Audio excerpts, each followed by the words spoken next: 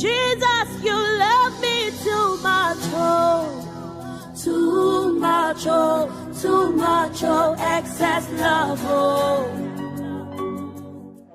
Quelle est la chose dans une nation que lorsqu'on domine, on arrive à complètement dominer la nation? Quelles sont ces 7 choses que nous devons dominer? Alléluia. Excess love, oh. Commande. Je commande. Tant que ma vie n'évolue pas, tu ne finiras pas. Si tu ne changes pas, ta vie ne changera pas. Mais si tu changes, 2020 sera pour toi au nom de Jésus-Christ. Que le nom du Seigneur soit béni.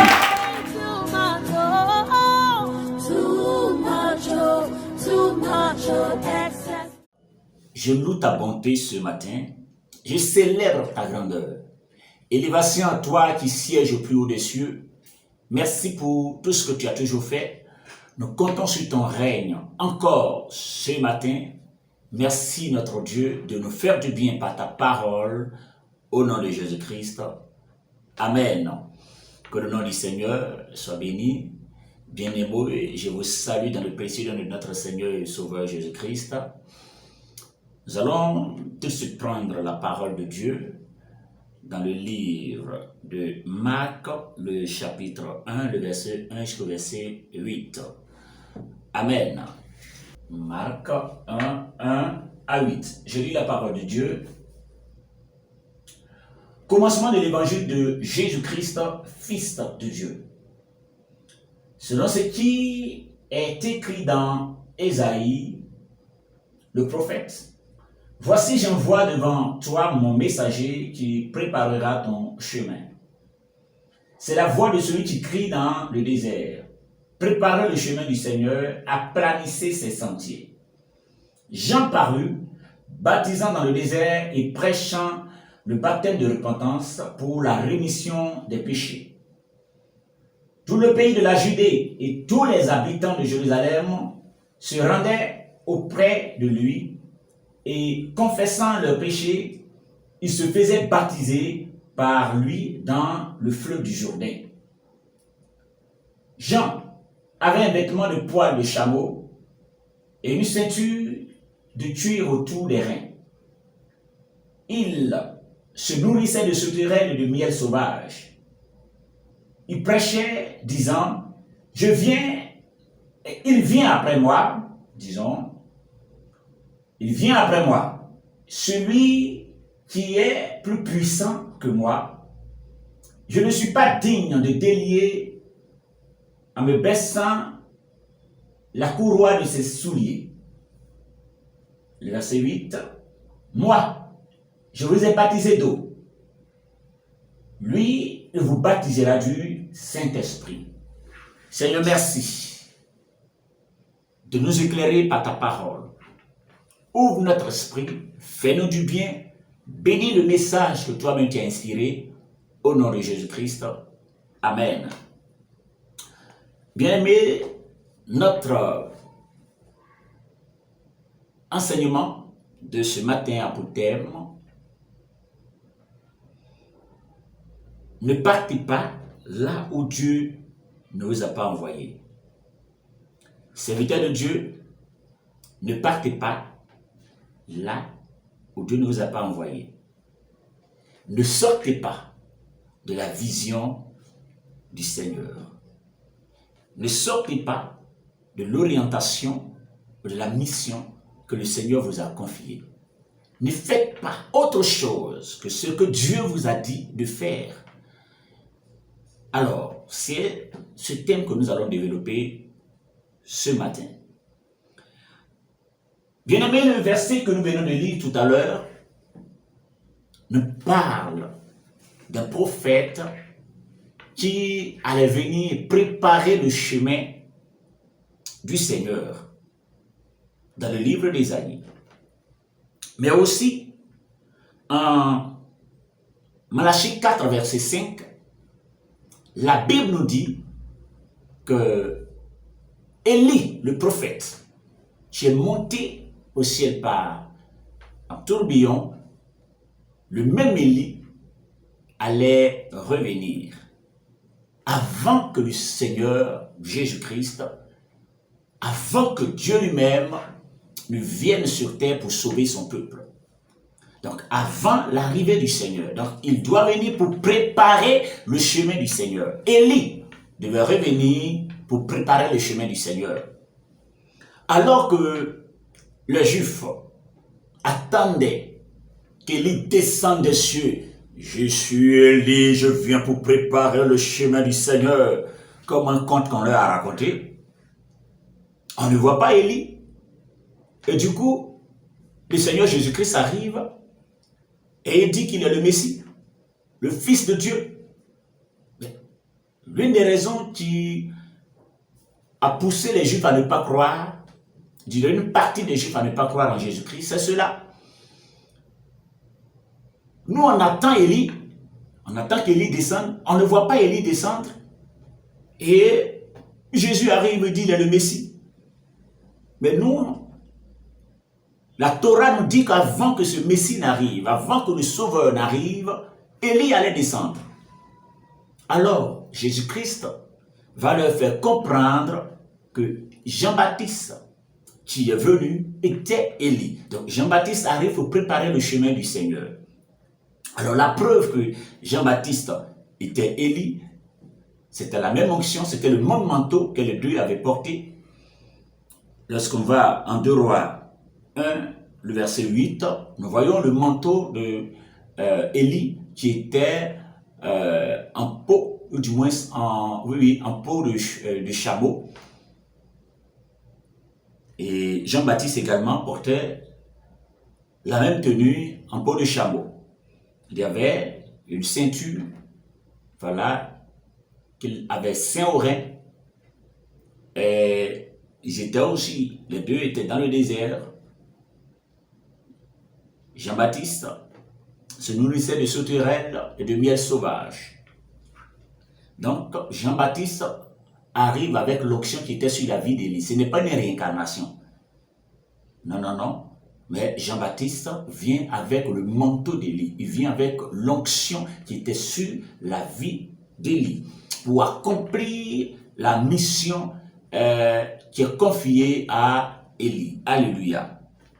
Donc Jean-Baptiste arrive et commence à préparer le chemin du Seigneur. Il commence à prêcher la parole de Dieu. Quelle est la mission de Jean-Baptiste? Il devait rester dans le désert, préparer le chemin du Seigneur. Et la Bible dit que lorsqu'il est arrivé, il a commencé à prêcher le baptême de repentance. Repentez-vous, car le royaume des cieux est proche. Je suis la voix de celui qui crie dans le désert. Et la Bible dit que pendant que Jean-Baptiste reste dans le désert, plusieurs personnes qui quittaient la Judée et les habitants des pays d'alentour venaient aussi vers Jean-Baptiste dans le fleuve du Jourdain afin de se faire baptiser. Donc toutes ces personnes venaient voir Jean-Baptiste afin de se faire baptiser, afin de se repentir. Il y avait un monde qui suivait Jean-Baptiste parce qu'il restera dans le désert. Donc, parce que Jean-Baptiste reste dans le désert, parce que Jean-Baptiste accomplit la mission qui lui a été assignée, parce que Jean-Baptiste reste pour accomplir la mission de Dieu dans le désert, qu'est-ce qui se passe? Dieu va toujours précipiter des personnes à trouver Jean-Baptiste dans le désert. Vous voyez, en réalité, c'est l'onction qui attire. On n'a pas besoin de beaucoup de publicité, beaucoup de moi, mais c'est l'onction qui attire, c'est l'onction qui remplit les églises. Jean-Baptiste était où? Dans le désert. On n'a pas besoin de la magie, on n'a pas besoin de médicaments, je dirais de l'occultisme pour remplir des églises. On a besoin de la puissance de Dieu. Et Jean-Baptiste étant venu, qui était vraiment appelé de Dieu, il avait la mission du Seigneur réellement. Alors qu'il était dans le désert, il y avait un monde qui quittait de partout et trouvait Jean-Baptiste dans ce désert. Même si tu es dans un trou et que tu sais le Seigneur dans le trou là-bas, il y aura un monde qui te trouvera dans ce trou parce que c'est le Seigneur qui t'a réellement envoyé. Alléluia. Alors Jean-Baptiste prêchait dans le désert. Le monde le suivait. Gloire à Jésus-Christ. Mais quelque temps après, quelque chose va se passer. Jean-Baptiste, l'homme qui était dans le désert, qui prêchait dans le désert, qui baptisait dans le fleuve du Jourdain, dans le monde le suivait, il va laisser son poste dans le désert, il va laisser son poste au fleuve du Jourdain, il va laisser son baptême de la repentance après qu'il eut baptisé le Seigneur Jésus-Christ. Il va laisser. Et qu'est-ce qu'il va faire? Il vient maintenant à la ville. Il vient à la ville pour parler d'autre chose. Tu viens pour préparer le chemin du Seigneur. Il arrive à la ville, il vient se mêler d'affaires d'Hérode. Hérode voulait prendre la femme de son frère Philippe, qui s'appelait Hérodias. Alors que Hérodias n'était vraiment pas content de ce que Jean-Baptiste s'y opposait, quelque chose de négatif va se passer dans la vie de Jean-Baptiste. Il sera arrêté, il sera mis en prison. Jean-Baptiste est mis en prison lorsqu'il quitte son poste du désert pour venir se mêler d'une affaire qu'il ne regarde pas. Alléluia.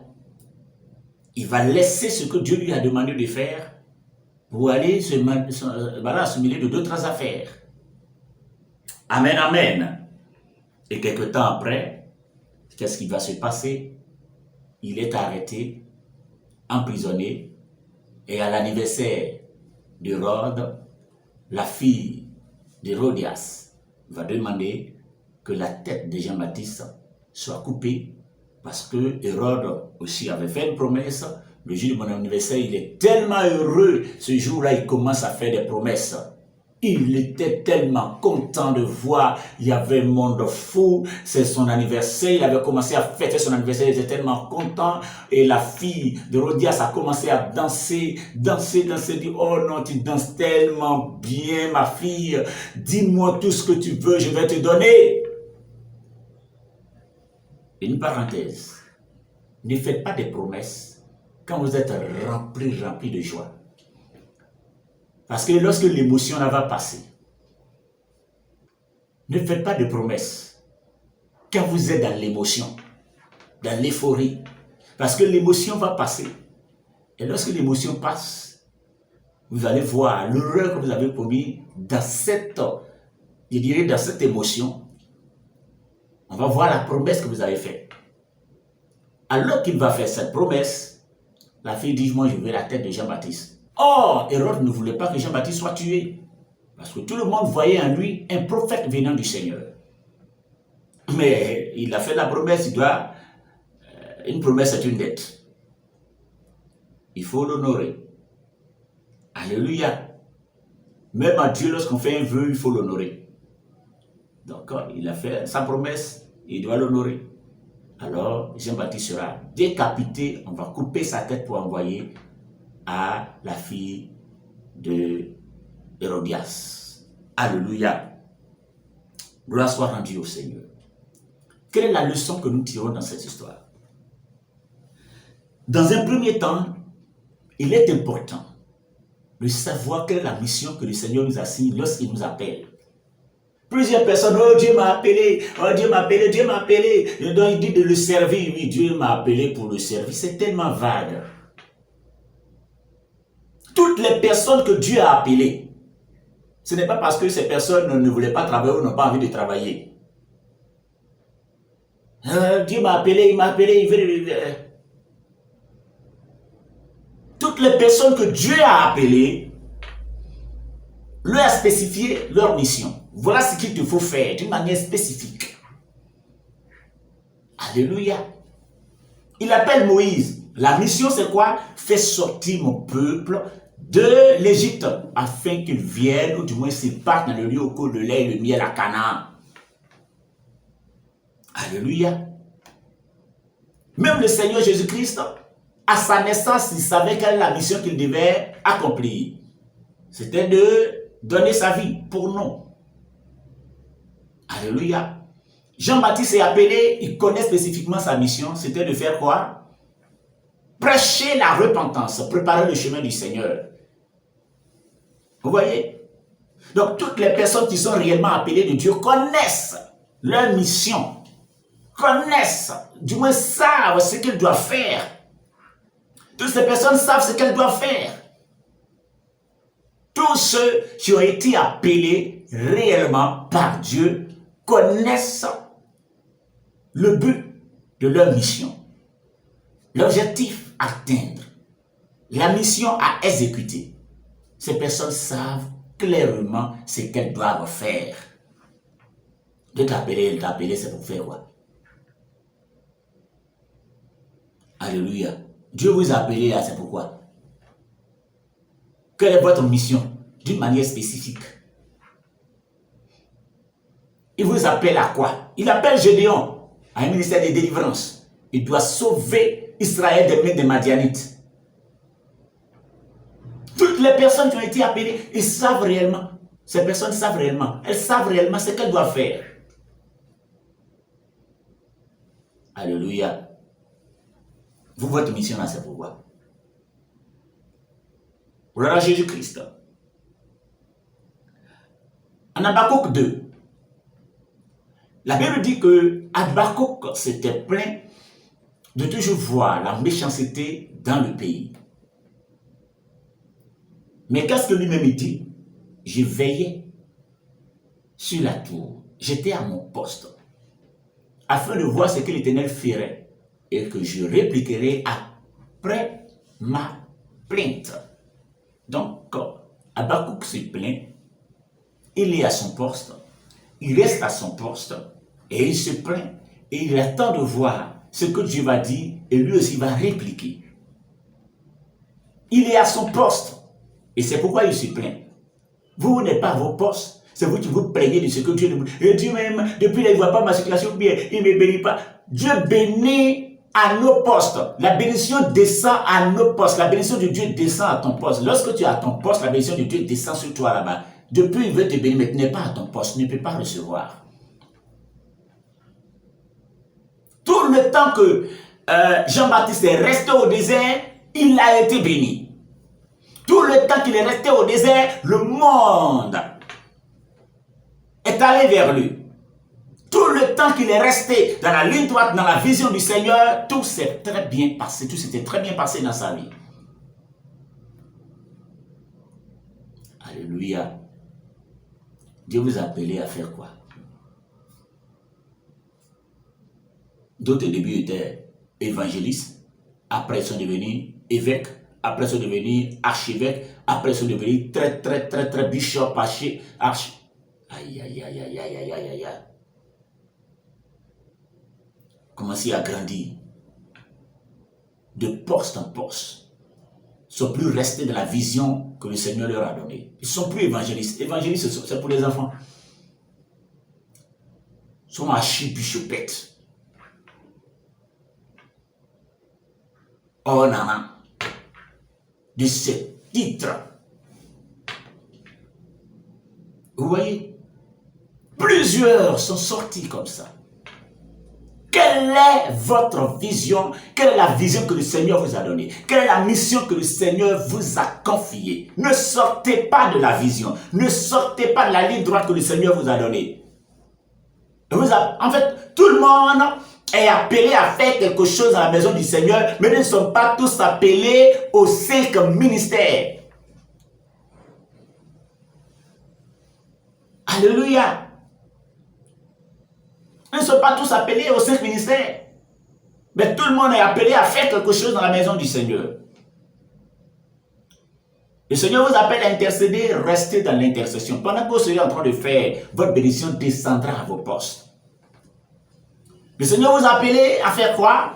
À chanter la gloire du Seigneur, restez chanteur. Pendant que vous serez en train de faire, vous allez voir la gloire de Dieu se manifester dans votre vie.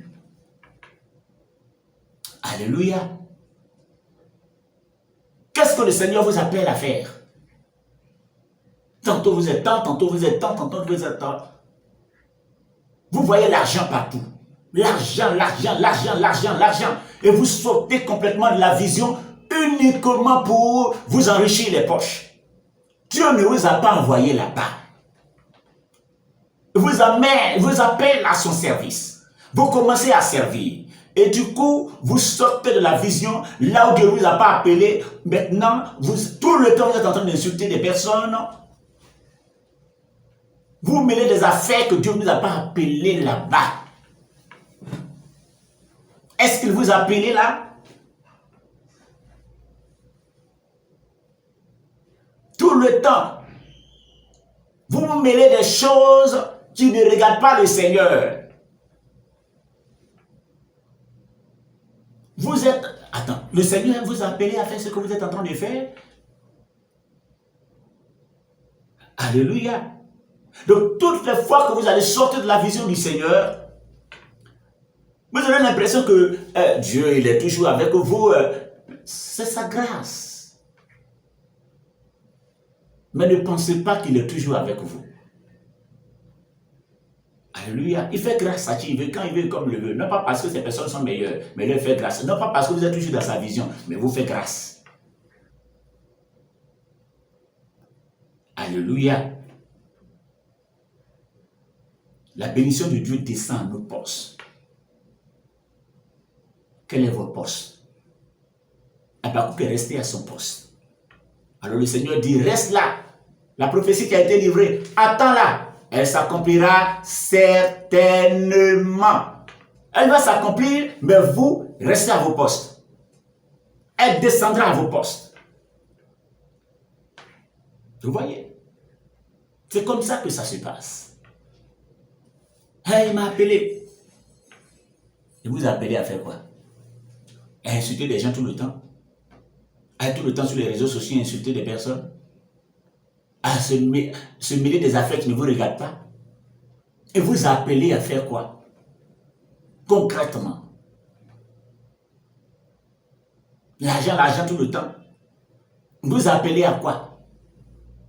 À la magie, à l'occultisme? Vous appelez à quoi concrètement? Dieu vous appelle à faire quoi? Lorsque Dieu parle, c'est-à-dire il appelle une personne, voici, fais ça, ça, ça. Mais Dieu même ne s'est jamais révélé à vous. Il ne vous a jamais parlé. Hey, il m'a appelé. Vous voyez? Alléluia. Et c'est pourquoi aujourd'hui on a des millions sur des millions de pasteurs, de prophètes. Notre objectif est que le monde entier soit gagné en Jésus-Christ. Gloire au Seigneur. Et c'est ce que le Seigneur veut. Mais pour que le monde soit gagné, on n'a pas besoin de mentir pour attirer des personnes dans le Seigneur. C'est un Dieu de vérité. Même dans un témoignage, vous mentez dans le témoignage. Pour la gloire de Dieu, mentir pour la gloire du Seigneur. C'est grave. À quoi est-ce que le Seigneur vous appelle? Est-ce que vous êtes toujours dans la vision? Il faut commencer à faire votre autocritique. Examinez-en vous-même. Il faut vous examiner concrètement. Est-ce que vous êtes resté dans la ligne droite avec le Seigneur? Vous continuez à faire ce que le Seigneur vous demande de faire? Il vous appelle à soutenir son œuvre financièrement. Mais non, là-bas c'est trop compliqué. Il doit donner l'argent tout le temps. Je dois faire sortir l'argent. C'est trop dur. Je vais aller là où c'est facile. Dieu ne vous a pas appelé là-bas. Voilà. Il vous appelle à intercéder, prier pour les hommes de Dieu. Non, moi-même, il doit devenir pasteur aussi. On dirait que lui a fait des pasteurs à l'argent dedans. Comme chez nous, en Côte d'Ivoire, on dit l'argent. On dit plus l'argent, l'argent, les bouchis. Alléluia. Vous voyez? Donc, là où Dieu vous met, restez là. Faites ce que le Seigneur vous demande de faire. Mais si vous ne restez pas à vos postes, ne mettez pas la pression au Seigneur. Seigneur, donne-moi ça, donne-moi ça, donne-moi ça. La bénédiction descend à nos postes. Reste là où je t'ai mis et tu recevras ce que tu as demandé. Reste dans l'alliance que vous avez. Restez dans l'alliance que vous avez avec le Seigneur. Alléluia. Et c'est comme ça que le Seigneur fonctionne. C'est comme ça que le Seigneur marche. Amen, amen. Donc, la faute était que Jean-Baptiste était sorti de la vision. Josué avait une vision claire. Prends le peuple, rentre à Canaan, combat les 7 peuples que vous allez trouver là. Alléluia. Chose que Josué a fait. Toutefois que vous restez dans la vision du Seigneur, il sera avec vous. Lorsqu'il appelle Jérémie en Jérémie 1, verset 9, depuis le vent de ta mère, je t'avais déjà établi prophète des nations. Pour que tu fasses quoi? Jérémie doit faire quoi? Il doit arracher, il doit abattre, il doit bâtir, il doit planter. Voici la mission de Jérémie. Je vous ai établi prophète des nations. Non, non. Je suis prophète des nations. Pour faire quoi? Quel est le travail que je dois faire concrètement? Mon travail, étant prophète des nations, c'est pour arracher, pour abattre. Gloire à Jésus. Donc, toutes les personnes que le Seigneur appelle, il y a des missions spécifiques. Alléluia. Êtes-vous encore dans la mission du Seigneur? Marchez-vous encore sur la ligne droite avec le Seigneur? Est-ce que vous êtes sorti de sa voie? Parce que si vous sortez de la voie du Seigneur, il ne sera plus avec vous. Alors que Jean-Baptiste allait parler de mariage, voilà, on coupe sa tête. Alléluia. Donc si Dieu ne vous envoie pas à un endroit, que vous levez vous partir, vous risquez d'avoir des ennuis là-bas. Et là, n'appelez pas le Seigneur parce qu'il ne viendra pas. À moins qu'il a résolu de vous faire grâce. Comme tout dépend de lui. Alléluia. Donc, maintenant que le Seigneur vous a appelé, quand vous examinez, vous voyez la chose que le Seigneur veut que vous fassiez, restez là-dedans. Ne faites pas autre chose que ça. Il veut que vous prêchiez sa parole, faites. Évangélisez dans la rue, gloire au Seigneur, faites. Balayez le temple tout le temps, ok, faites. Il vous appelle à quoi? Concrètement. Être chantre, alors soyez réellement des chantres et non des artistes chrétiens. Il y a une nuance, mais il y a une différence. Alléluia. Les artistes chrétiens, c'est, voilà, c'est le show, c'est la gente qui les intéresse. On peut même les inviter dans des endroits obscurs. Ils vont même aller jouer dans les bars, dans les boîtes de nuit. Et voilà quoi. Mais des chantres sont des personnes consacrées à l'Éternel. Ces personnes n'ont pas forcément une très belle voix. Il dit bien forcément. Parce que beaucoup de personnes pensent que être chanteur, c'est forcément avoir une très belle voix. Non, non, non. On peut ne pas avoir une très belle voix, mais lorsqu'on ouvre la bouche, quelque chose se dégage. Une puissance se dégage. On sent une force qui se manifeste à partir de la parole que la personne a fait sortir, à partir du chant que la personne est en train de chanter. Dès qu'on a belle voix, oh, je suis chanteur. Alléluia. À quoi est-ce que le Seigneur vous appelle? Je veux nous conseiller à ne pas sortir de la ligne droite, à ne pas sortir de la vision du Seigneur, à ne pas sortir de la voie du Seigneur. Marchons tout le temps, toute notre vie, dans la ligne droite avec le Seigneur. Là où il veut que nous soyons, soyons là et servons-le dans la vérité. Alors notre joie sera parfaite. Alléluia. Que le nom du Seigneur soit béni.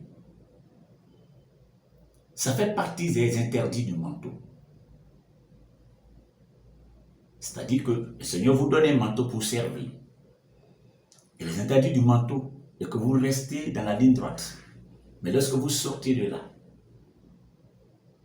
ce ne serait pas bien pour vous. Des choses peuvent vous arriver. Des choses graves peuvent vous arriver. Que le Seigneur vous bénisse. Que sa grâce soit sur vous. Je prie que toutes les personnes qui sont sorties de la vision du Seigneur reviennent à lui maintenant au nom de Jésus-Christ. Que sa grâce soit pleinement manifestée dans chaque vie. Parce que vous êtes restés dans la ligne droite avec le Seigneur.